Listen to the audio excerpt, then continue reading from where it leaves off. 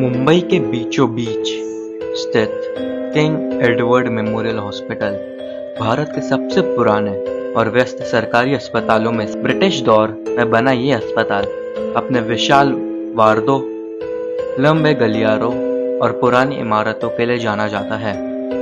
दिन में यहाँ हजारों मरीजों की भीड़ रहती है। हर तरफ डॉक्टरों की आवाजें, स्ट्रेचर के पहिए का आवाज, मरीजों और रिश्तेदारों की चिंता, सब कुछ एक साथ चलता रहता है। लेकिन जो लोग यहाँ रात की ड्यूटी करते हैं अक्सर कहते हैं कि आधी रात के बाद यह अस्पताल बिल्कुल अलग महसूस होता है। जैसे ही घड़ी रात के 12 बजे पार करती है, अस्पताल की भीड़ कम होने लगती है। लंबे गलियारे खाली हो जाते हैं। केवल कुछ नर्सें, कुछ डॉक्टर और इमरजेंसी में आने वाले मरीज ही रह जाते हैं। और इसी सन्नाटे में कई बार ऐसी घटनाएं होती है जिन्हें समझाना आसान नहीं होता। साल 2003 की बरसात का मौसम था।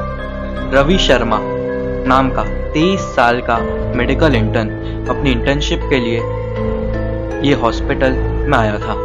रवि दिल्ली का रहने वाला था और उसने हाल ही में अपनी मेडिकल की पढ़ाई पूरी की थी। उसे हमेशा से डॉक्टर बनने का सपना था, लेकिन मुंबई के इस बड़े सरकारी अस्पताल की वास्तविकता ने उसे पहले ही हफ्ते में थका दिया था। सुबह से लेकर देर रात तक मरीजों की भीड़ लगी रहती थी। उसके बहुत सारे काम थे, जैसे मरीजों का ब्लड प्रेशर और तापमान देखना, रिपोर्ट लिखना, सीनियर डॉक्टरों की मदद करना, इमरजेंसी कॉल पर तुरंत पहुंचना। रात की ड्यूटी सबसे मुश्किल होती थी, क्योंकि रात में थकान, सन्नाटा और जिम्मेदारी तीनों एक साथ होते थे।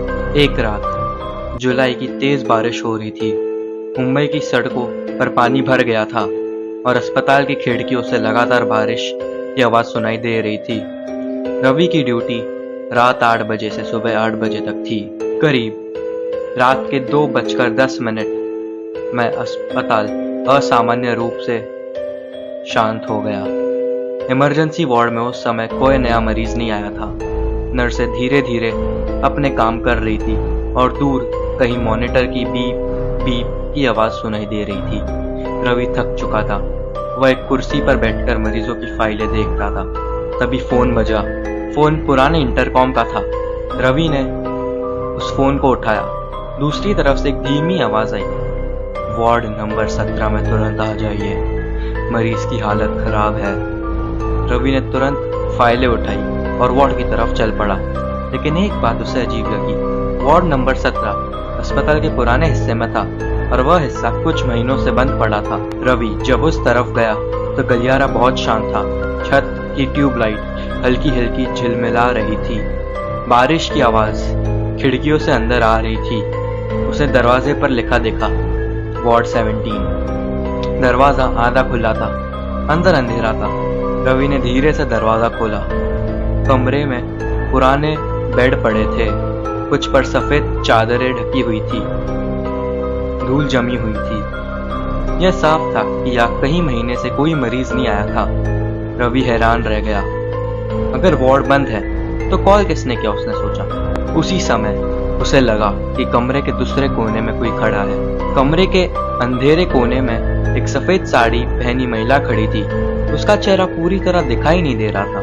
रवि ने सोचा, शायद कोई मरीज की रिश्तेदार रास्ता भटक कर यहाँ आ गई होगी। उसने कहा, आप यहाँ क्या कर रही है? यह वार्ड बंद है। महिला ने कोई जवाब नहीं दिया। वह धीरे धीरे दरवाजे की तरफ बढ़ी। जब वह पास से गुजरी तो रवि ने देखा कि उसका चेहरा बहुत पीला था और उसकी आंखें खाली सी लग रही थी। वह बिना कुछ बोले गलियारे में चली गई। रवि को अजीब लगा, लेकिन उसने सोचा कि शायद वह घबरा गई होगी। रवि तुरंत उसके पीछे गया, लेकिन गलियारे में कोई नहीं था। वह दाएं तरफ भागा, फिर बाएं तरफ देखा। पूरा गलियारा खाली था। इतनी जल्दी कोई गायब कैसे हो सकता है? रवि को हल्का डर महसूस होने लगा। वह वापस इमरजेंसी वार्ड की तरफ चला गया। वहां पहुंचकर उसने ड्यूटी पर मौजूद नर्स से पूछा, अभी किसी ने वार्ड 17 से कॉल किया था क्या? नर्स ने हैरानी से उसकी तरफ देखा। वार्ड 17? हाँ, नर्स ने धीरे से कहा।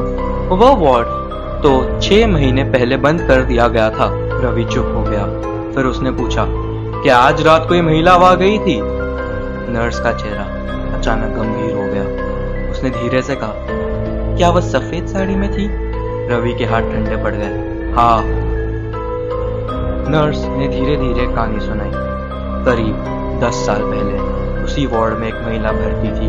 उसे गंभीर बीमारी थी और कई हफ्तों से इलाज चल रहा था। एक रात उसकी हालत अचानक बहुत खराब हो गई। उसके परिवार वाले समय पर नहीं पहुंच पाए और वह अकेली थी उस वार्ड में मर गई। कहते हैं कि उसके बाद से कई लोगों ने रात में उस वार्ड के आसपास एक महिला को देखा है, कभी गलियारे में, कभी खिड़की के पास, कभी फोन से कॉल आते हैं, लेकिन जब कोई वहां पहुंचता है तो वहां कोई नहीं होता।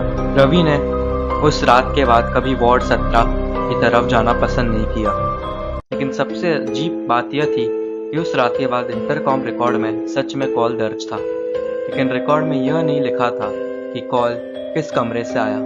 कुछ महीनों बाद रवि की इंटर्नशिप खत्म हो गई और वो दूसरे शहर चला गया, लेकिन उसने अपने दोस्तों से हमेशा एक ही बात कही, मैं भूतों पर विश्वास नहीं करता था, लेकिन उस रात मैंने जो देखा उसकी कोई मेडिकल एक्सप्लेनेशन आज तक नहीं मिली। अगर आपको ये कहानी पसंद आई हो तो प्लीज़ मेरे चैनल को लाइक करें, सब्सक्राइब करें और शेयर करें। धन्यवाद।